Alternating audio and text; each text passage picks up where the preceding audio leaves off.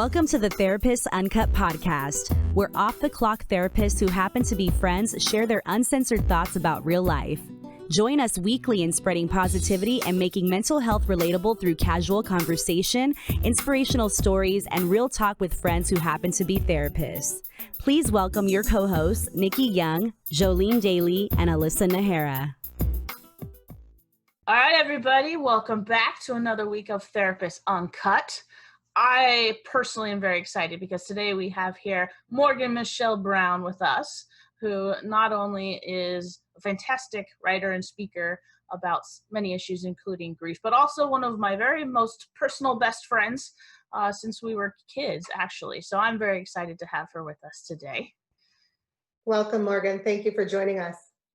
Yes, thank you. All right, so Morgan is one of the most creative people that I have ever had the pleasure of knowing. And it doesn't really matter what she encounters in life, she manages to turn it into an artistic expression. And as I mentioned, one of the best speakers and writers. I love reading everything that she creates.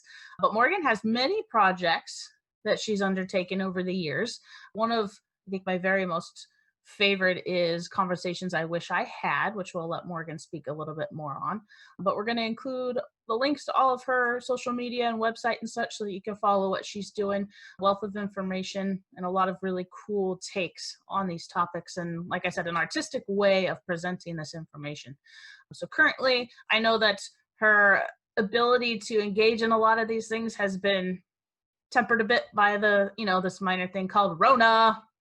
However, we're excited to see what she gets back to doing once we're allowed to do things. Today, guys, we are really going to go deep into the topic of grief and Morgan's story. So we hope that you are as excited as we are because it's truly an inspirational story. I've had the pleasure of listening to, she doesn't know this, but I've had the pleasure of listening to one of her podcast interviews before, and it's just phenomenal. So hang in there. We hope you guys enjoy it. And Morgan, we'll start with you. If you could just tell us a little bit about yourself and a little bit about your story. Yeah, like all the way back. Like start wherever you want to start. Okay. So yeah, it's interesting because when I think about my story, there's kind of before mom's death and after mom's death. And so there's kind of two stories, but I think a lot of who I am now and where I'm at now is because of after mom's death. So in 2012, I was 22 and living in Santa Cruz, and I got a phone call one morning that my mom had been killed in a truck driving accident. And so that kind of started with my interest in grief, my interest in talking about dying, and how no one in my life up until that point had wanted to talk about it. You know, when you're 22, you don't really think that your mom can die, but you don't think it's going to happen. Not to you, right? These things happen in the world, but never to us. Totally. It happens to other people. You see other tragic stories. And then when it happens to you, you're like, whoa, whoa, whoa, whoa, whoa, whoa, whoa. Like, no one told me this was going to happen or that it could happen. And so, yeah, that like really started my interest in these conversations and talking about them in a way that wasn't overly sweet or, wasn't religious, but was something that we could all talk about and we could all find an even playing field on. And it wasn't just for people who are dealing with sick people, or it wasn't for people who have a certain kind of a religion, but that every single person on this planet will die. And how can we kind of lower the playing field so that we can all talk about it? And so that's use common language and how we talk about it, common experiences. Mm-hmm. Yeah, and just even like the words that we use to talk about it, where we'll say, I lost my mom. And that one really bothered me after my mom died, because I'm like, I didn't lose her. Like, she's not off in the forest somewhere. Like, she died. She was killed by someone who drove irresponsibly. And we can say those words. Or, I have friends and other people that I've talked to who have had people in their life who've died by suicide, and they've just said that their family just doesn't talk about it. Like, they're just like, this person on. And it's like, where did they go? Where did they go? Mm-hmm. I think those are two just huge points in regards to grief and how society, especially our culture, because I know just in a lot of our talk and in my own studies, different cultures do a much better job of addressing grief and dying and such.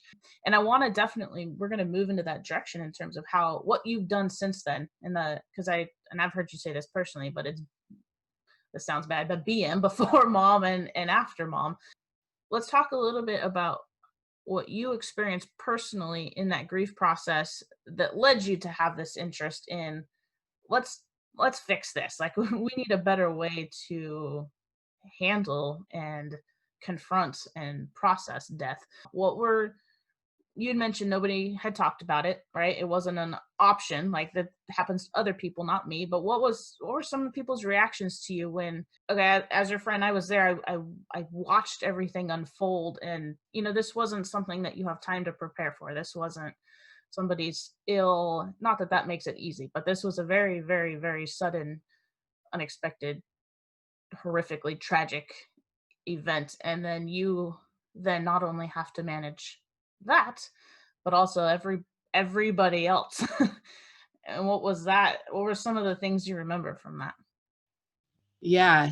So it was incredibly sudden. I had seen my mom on the weekend before she died, and she died on a Tuesday.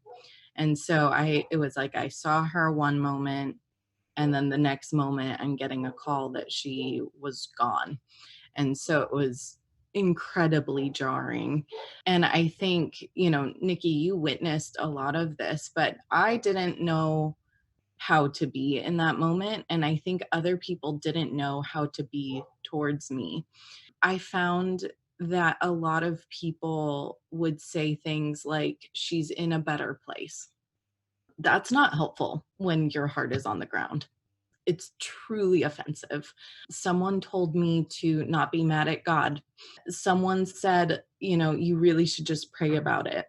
Someone told my sister, my older sister, that they had a student who lost their mom when they were 16. So since my sister was 24 or 25, she was going to be fine. Like all of these truly horrific things that people say to you afterwards. Like, you just accept that those are the things that you say when someone dies, when you're not in that place yourself. Like, I think if someone I know had died or had lost their mom, see, I even said lost, that I would say those things too, because we were kind of presented these things as a society to say, this is what you say. Here's your options. You can say A, B, C, or D. Pick one and say it, and that's how you comfort somebody. Right, yeah, you're given this platter, and it's like, pick the one that feels right in the moment, but don't really go outside of that. And so that was so strange, because people were saying these things to me, and I was feeling really angry. I was angry at the situation, but I was also angry at the way people didn't even know how to talk to me. And, I think people would also say, how are you? And in that moment, I really hated that question, even if it was meant in the kindest, most like positive intentions. It was really offensive. It's like, how the fuck do you think I am? I'm not well. And so in that, I started thinking, like, what do I actually want to be told? I don't want to hear, how are you? But I had a roommate at the time who's still a really close friend, and she would say, what are you thinking about? And that was always such a better intro to getting inside of my mind if I wanted to share what was in there, other than saying, how are you? Because I don't know how I am, but what am I thinking about? Sometimes, and then it left it open. I could say, I'm not thinking about anything. Or I could be like, I'm mad that this person said this, and like, I'm angry that my mom's gone. Like, it really opened the doors for me to share if I wanted to. And then, like, the other thing that I really remember from that time is there were people that wanted to be there for me and my sisters, but wanted to have this kind of like circling moment where we hug and we cry and we talk about my mom. And I didn't want that. Like, I didn't want to be in that space. I was surviving. And so I think maybe there were hurt feelings along the way of, we're family, we should have been together. And it's like, yeah, but I didn't want to be told that I should pray, or something like that. Like, I just wanted to be angry. I wanted to cuss. I wanted to, sometimes I would drink way too much, and I wanted to just be accepted in that instead of being told that I was wrong for wanting to do that. And that makes me think about one night in particular where a mutual friend really hit the nail on the head in terms of what Morgan and her sisters needed, in that there was a lot of anger in this time. The way that Joan passed, I just said it passed. The way that Joan died, there was just so much anger to be processed there. Susan, what did Susan do? So my mom died on October 22nd and her birthday is October 25th. And we had celebrated her birthday the weekend before she died. And so on October 25th, we were kind of, or maybe it was the 24th, we were kind of talking like, what do we want to do for mom's birthday? We celebrated it a few days ago, but now she's dead. And then now her real birthday's coming up. So what do we do? And one of us said, like, I just really want to smash something. And so our friend Susan, the next day for my mom's birthday, brought over like a full thing of plates from Target and a tarp. And then we smashed plates in my backyard. It was awesome. I like that you did the tarp thing. So that, like, look, so you're doing something that's not such a healthy coping skill. We don't want people to stay there. However, you're going to do it so that it's easy to clean up. I like that. Yeah, and it was a great emotional release for you because you talked about all of this anger. And Morgan, I'm wondering, you talked about the space of being angry, that so many people were trying to be really helpful in helping you process this grief, but they were not helpful and they may or may not have been aware of that. How long do you feel, and now that you look back, how long do you feel like you were in that immediate space? Probably for a while. I actually think anger is really healthy. And I know maybe it's not that therapists would agree with, but I think anger is an incredible motivator. It can be this thing that pushes you forward. So it was through my anger that I was like, you know what? We're not talking about this. And I don't like the way people treated me here. And I'm mad about this and this and this in society. And then that's how I got to where I am today. So I would say I was angry for probably 2 years. I mean, I wasn't smashing plates every day. No, and I think I'm going to actually pause this here and take that snippet and really ask Alyssa and Jolie, because Morgan just hit on a stereotype about therapists, right? Don't be angry. Anger's not okay. But as therapists, Alyssa, Jolie, speak on that. Shoot, when you said that you smash plates, I was like, yes, do whatever the fuck you need to do to get that out, because you're totally right. Of course, it's safe, right? And you did it in a very safe environment. Nobody got hurt. But yeah, let that anger out, because how can you not be angry when you lose the most important person in your life? How do you really, and for some people, maybe praying does help. But there are some people that in that moment, the last thing I want to fucking do is pray and believe that my parent is in a better place. They're not here. That is what I know. And so that anger, I think, was very well released in that very one example that you had mentioned. But yeah, we're like, yes, feel the anger. Right. And I talk because so many people sit in front of me in the office and say something very similar, like, oh, I know I shouldn't be angry, or I know I shouldn't feel anger, or I know anger is bad. It's like, no, it's not. And you use, Morgan, a word that I use all the time. It can be the biggest motivator and or protective. Anger is critical to the world to function well. It's how we express it, and that we do so safely, and that we don't hurt other people with our anger. But anger is a part of life. We're big proponents of you do you, boo, here, but in therapy too. We want you to do what is best for you. Alyssa talked about, for some people, praying, that's going to work. For others, it's not. So we acknowledge that and we work through it.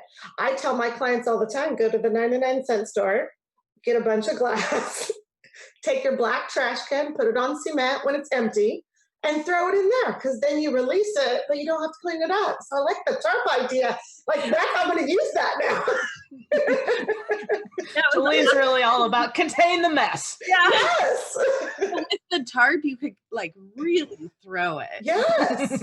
Absolutely. And I guarantee you that our listeners who have gone through their own grief are thinking, fuck yeah, that is a great idea. I wish I would have done that before. And Morgan, you know a little bit about our podcast. Our podcast is really about making mental health relatable and reminding people that they are not alone in the experiences that they're experiencing. And you were spot on when you said that grief is something that we will all experience at one point or another. And just given where our world is today, the level of grief that we're experiencing is just, it's intense. For you, and this is a personal question, at what point did you seek therapy? And two, at what point did you decide that therapy was now the best next step for you? Yeah. So I actually sought therapy pretty early on. When my mom died, we all came to her house, my mom and dad's house, and we were there for 2 weeks. And then we went back to our respective homes. When I say we, I'm talking about my sisters and me. And I remember getting back to Santa Cruz and my boss sending me an email about a local therapist. And I wasn't sure if I wanted to go that route right away, but because I was also looking into a grief group. But the kind of the deciding factor in that moment for me is that to go to the grief group, I had to drive like 20 minutes. And 20 minutes when you can barely just scrape yourself off the floor, it's really far. To drive 5 minutes to the grocery store was really far. So the thought of like, I have to go 20 minutes and park the car and walk in and meet other people and talk to other people, it was just like a total blank wall of I can't do that. And so this therapist that I was referred to actually he had an office, but he actually lived in the same apartment complex as me. And so we were able to meet in the apartment complex meeting room. It had like a meeting room. And so he would rent it out so that I didn't have to go to the office, because that was just another barrier to getting me in therapy. I was like, I can't drive to your office. And so we kind of created this thing that worked for us where I had to walk 30 seconds to the meeting room and I could meet there. And so that's kind of how I got into therapy, where some of these other options seemed too big and too heavy and too difficult. And then this other option was presented to me. And I was like, yeah, that sounds pretty great. So, and I actually still see this person today. I've been in therapy since that day. So Therapy is freaking awesome. Well, especially when you have a therapist who's willing to meet you where you're at. And this was literally meet you where you're at. Yes. That is the most creative solution that I couldn't even imagine myself. And I love that you guys were able to work together to create something that worked for you in the space that you were in that moment. yeah, it was the best thing ever, because sometimes I'd be in bed, crying, and I'd be like, shit, I have therapy in 1 minute. And it wasn't like, I got to get my things and where are my keys and where's my wallet and where's my purse. It was like, okay, stand up, walk downstairs, go in building, meet with therapists. It was just so survival mode.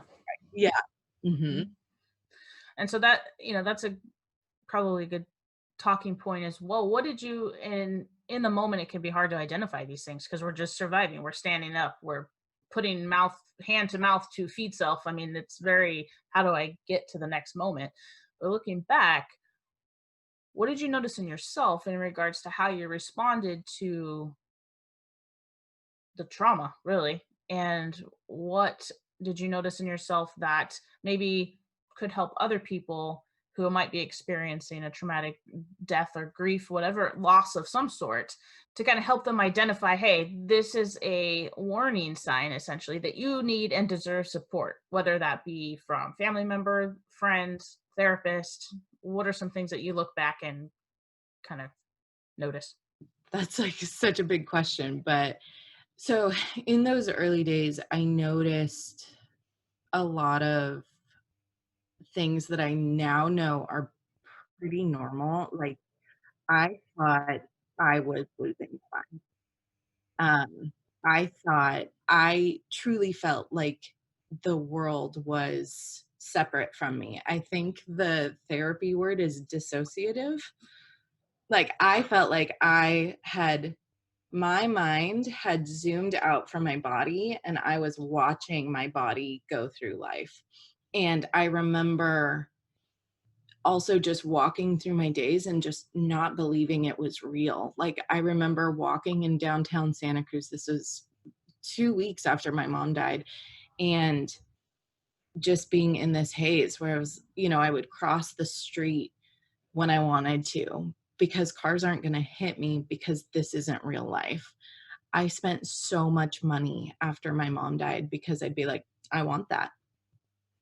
And then I'd buy it because money wasn't a real thing, because this wasn't real life. It was just this totally dissociative state. And I think that's a warning sign of you might want to seek help. And I also think it's incredibly normal. I mean, one moment to the next to have your life totally change. I think to go into the world and be like, yeah, this isn't real was a very normal thing.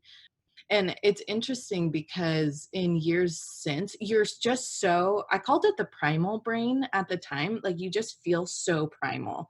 You're not thinking, I need to walk to the crosswalk to cross the street. You're just like, I need to cross the street. So you do it. You don't care where the cars are. You assume they'll figure it out. So, and I remember a couple years ago, I was living in San Francisco and I saw a man who, appeared to live without a proper home, just crossing the middle of this huge street. And I had this pang of almost like longing because I remember what it was like to just be a creature, being a creature. You just get from A to B, you just cross the street. You're not thinking about these societal rules that we put in place so that we can all try and live in society together. You're just like, I got to go from this street to that street. So I'm just going to cross. And so those are the things that I really remember from that time where I would just kind of, I was totally dissociative. And I also remember losing long periods of time, like really long periods of time. I remember I would leave my apartment. I started smoking in that time, which I don't know if anyone smokes here, but it was gross. I would grab my cigarettes and then I would walk to the beach because it was within walking distance. And I would walk all of Westcliff, which is pretty long. And it would just, I don't even really remember it. I would walk and walk and walk and walk. And I would go to this bench that, how that you can have memorial benches. And then Nikki took me there on the 1-year mark after my mom died. But this bench says after a long journey, peace. And so I would just kind of walk to that bench and then somehow get home. And I don't even remember, or even, this wasn't safe, but I didn't know I was doing it at the time. I was driving home every weekend to be with my dad. And because my sisters were farther away, they couldn't come home. And I don't even remember those drives. I don't remember them, which is not safe to be on the road, I think, when you're in that state. But I also didn't know I was in that state. Like if someone was like, are you fully capable to drive? I'd be like, yeah, I mean, like I'm sad, but I can drive, but I just don't remember them. The other thing I remember is all of my memories from that time are in black and white. There's no color to them. And I have learned that there's, people think that when you do that to your memories, it's kind of a coping mechanism that you kind of mute down the color to make it more palatable, that you can kind of remember the memories. You're not totally blanking them out, but they're easier to process when they're not in color. I don't know if that's true or not, but that resonated with me because all of those memories are black and white. So I don't know if that answers your question, but that's kind of some of the like really early memories of being in the world after something so sudden and so tragic and something that just totally derailed my world. And so I think I kind of hopped on the therapy train early because it was easy. And I think the other thing is, after like the night my mom died, I got the call. My boss actually drove me to my mom and dad's house. And that night I wrote my mom a letter, and I made a vow to myself that I would be honest in every step of this, that I knew I would not survive if I was not honest with myself and others. And I think that also contributed to wanting to go to therapy, because I knew that I couldn't do it alone. And that was just an honest look at where I was. I know some people do go through loss alone. I can't speak to their experiences, but I knew if I were to stay honest to myself and survive this thing, that I needed support. And support came from family and friends, but that I needed something more than just someone to be my friend. I needed, help. Well, So, there's multiple aspects to that, right? One, just in general, without a grief or loss, if we're going through a job change or some kind of stressor, oftentimes we do need that quote professional help that's not emotionally invested in your life, who has the training to help you navigate those situations. So that's a part of it. But also, when grief and death comes into play, so often it's not just you that it's affected, it's your entire support system, especially like in your case, it was mom. So your sisters, they're just as affected, your dad, your aunt, your friends that grew up. I mean, your whole circle that would normally be your support system is going through differently in their own process, but going through the same event. So you're going to be there for each other potentially, but also not able to provide the same level of emotional support if it was just if it was just you experiencing that, then your whole circle can rally a little bit more effectively. But it's the whole group. And do you know what I appreciated about what you mentioned, Morgan, is that you said it was your employer, your boss, who said there is a therapist nearby. Maybe it's something for you to consider. And not everybody gets that from their employer when they're grieving the loss of somebody or something that was important to them. And you got that from your employer, and it was just huge and such a significant, I feel like it's such a significant piece for you to hear that from somebody that you trusted, that cared about you in this way, to offer a resource for you that maybe you or had not considered. So if your boss is listening, thank you. And would you have had the energy to research who to go see, where to go, you know what I mean, to have that tangible support? absolutely not. And I think that is a huge barrier to people going into therapy, is even just getting, if you have the privilege of having insurance, to then go onto your insurer's website, and then there's this list of 100 therapists, and you're like, which one will see me, accept me, help me in the way that I respond to? Like, it's so overwhelming to just be like, which one of these little squares of photos is gonna be the person that can help me? Because it is such a personal process. It's not just going to get your tooth pulled, right? It's intimate. It's so intimate. And so, yeah, I think I'm thankful for my employer who was like, here's this therapist. And I'm also thankful for me that said, cool, let's do it, Right. Absolutely. And that's a huge piece as well, because you were receptive to it. It fit with your own values is the right word, but your own recognition of how you needed to process through this experience. And Yeah. It sounds like you have a lot of insight, Morgan. You've kind of taken a lot of time to process learned about yourself through therapy or whatever means that you've used, what do you wish that you know now that you knew then? Like, so a situation maybe where I'm a better understanding of a certain thing that I wish I knew then. And then what do you use to cope? I wish I had known that grief is a process. I don't think I fully understood that in the moment. I think I really thought I could go through the hoops, just jump through these 3 hoops or however many hoops, and then it's done. And then I'm awesome, and I will never have any other struggle ever again. Like, to just, like, get through those hoops and then, like, have therapy graduation where he's like, "Cool, you are a perfect human, and your life will be great."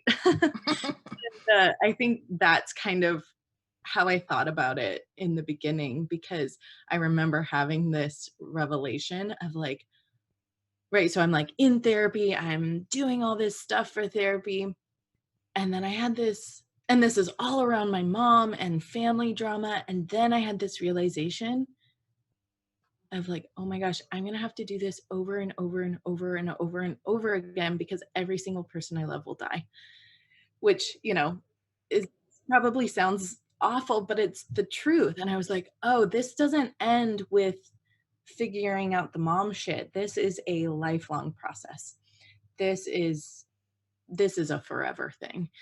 And I didn't realize that until many years later. And that's what I know now. It's this thing that you constantly need to tend to because it will always be a part of your life. And, you know, as a example, my grandma just died last month. And, I that was, I think, obviously it was hard and awful, but I also think it was easier because for the last 7 years, I've been tending to my grief and the things that bring grief up. So that was kind of a long answer. But then the second thing that I know now and that I wish I knew then and that I started to learn pretty early on, but I wish someone had told me from the very beginning, is that in this process, people will tell you a story. They will say your mom is in a better place, or whatever. And if you don't like it, you don't actually have to carry those words or that sentiment or the story that they're giving to you. You can actually hand it back. Because what I learned was it was pretty painful to carry everyone's stories about my mom and feel like I had to be a vessel for all of them instead of choosing which ones that I wanted to be a part of my story. So, what I know now and what I wish I knew then is that when someone says she's in a better place, you can say, thank you for caring. That's actually not super helpful right now. Could you just give me a hug or something like that? You don't have to say, yeah, I know. Yeah. Like you don't have to accept it. And I think that's just not talked about at all. I think when someone says something and it's well-intentioned, you just accept it. But then that's heavy and it's icky and you don't have to hold on to that. So those are the things that come to mind. And I think that last one is huge as well because it's so individualized. What didn't help you might have helped Jolene, and what did help you might not have been fitting for Jolene. So I love what you just said in that you can acknowledge it and not take it on as part of your own story or narrative about what's occurring. Right, because no one knows what to say. Like what landed well for me might not land for someone else. So you can assume that the people in your life really do mean well. And you can just believe that they have your best interest in heart. So you don't have to be like, fuck off, I didn't like the way you said that. You can appreciate their love and care, and you can say thank you for caring. And here's what I need. what I need. Mm-hmm. I am like the biggest feeler on the Enneagrams. Do you guys know Enneagram? A little Sure bit. do. Oh my gosh, I love Enneagram. I'm a 4. So that means that I have a lot of feelings and I'm a individualist. Like everything needs to be kind of individualized and special, and I'm different, So That's kind of the Enneagram 4. You said that so well, Morgan, by the way. Spot on. I've learned a lot about myself through Enneagram.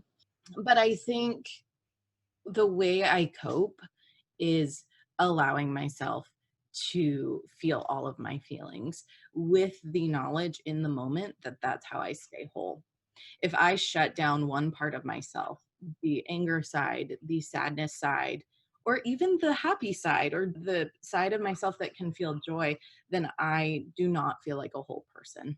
And sometimes it doesn't always feel safe to let myself feel all the things in the moment, right? Like when my grandma was dying, and we were administering morphine and all the drugs, I couldn't be a puddle of tears on the ground, right? Like I was crying, but I couldn't just let myself go into that place. So there are times for feeling all of those feelings, but really making space to let myself explore everything is how I cope. My sister, after my mom died, she said that like her grief was the black box that like when there's a plane crash, the only thing that survives is a black box, and that has all the audio from the plane crash. And it's like this thing that the only thing that can survive the destruction. And she was like, I keep my little black box in my pocket, and, I can't pull out the black box all the time, but I keep it right here. And then when I need to pull it out, I can. And so I like that imagery of like, you can't be feeling all the things at all the times, but you can keep it close. And then when it's safe to go there, you can, and you should. And that's how I cope. There you have it, ladies and gentlemen. There you have it. So much easier said than done. But as you said, it's been years of practicing this. This is not something that most people know how to do. And it's not something that you go to 2 sessions of therapy and you don't jump through 3 hoops and bam, you got it all figured out. It's a lifelong learning process, not just in regards to grief, but in regards to coping with life in general. And everybody's going to have different strengths and different ways that are healthy for them to cope, but it's learning about yourself that will help you identify what these are. All right, everybody. We just want to thank Morgan so much for joining us and starting the conversation about what most of society doesn't talk about. And they don't know, like you said, they don't know how to talk about it. They could be completely well-intentioned, but death and loss and dying and grief is just not something that society at large is good at talking about. So we are just so incredibly grateful that Morgan is here and willing to share her story and how her personal experience went with grief and what she has learned. We're hoping that you will join us next week as we continue talking to Morgan. Next week, we're going to shift a little bit. And Morgan mentioned that her anger had a place and that it really fueled her future endeavors and her passions. So next week, we're going to have Morgan join us again as we talk about what she's doing now, her experiences with grief and the passion that lit in her, and how she is helping to address grief in society and helping teach people to experience grief. And as always, thank you for allowing us into your lives. And thank you, Morgan. Again, we look forward to having you on our episode next week. And you hope you will join us next week as we do part 2 to Morgan's interview. Thank you, and you guys take care.